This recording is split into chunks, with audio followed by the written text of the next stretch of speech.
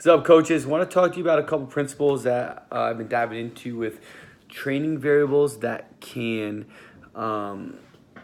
alter or change fatigue accumulation. Okay, and there's a couple things. One, lift type. For instance, the deadlift, you need to do less. You can do the bench more than you can dead, and you can do machines more than you could bench, which is more than you could deadlift, right? It all comes down to the amount of fatigue and stress and homeostatic damage that the movements themselves put onto the body.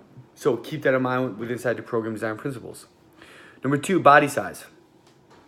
The bigger structure you are, generally the more you can lift, but also with that, the more tissue disruption you will have with inside that. So as you lift more, or the bigger you are and the more you lift, the more tissue you're gonna disrupt, the more damage and fatigue you're gonna create, so the more time you need to allow for recovery.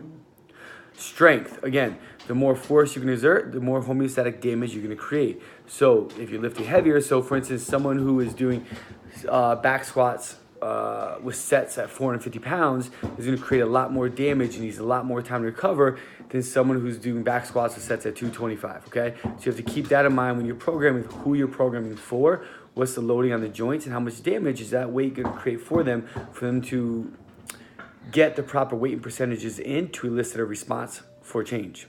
Fiber type. So again, if someone is more slow twitched, then generally speaking, they're not going to create as much damage. They're going to be able to recover better. Someone who's more fast twitch, again, they can create more force. They're going to be more damage if fatigue set in, so they need more time to recover from the work they've done. Gender.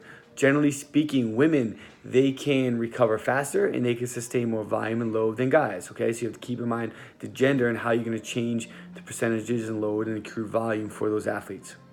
Technique, good technique or bad technique. If they have terrible technique, they shouldn't be doing it, but bad technique, then they need to, it's gonna exert more energy, right? Better technique, the less energy they're gonna exert to move well.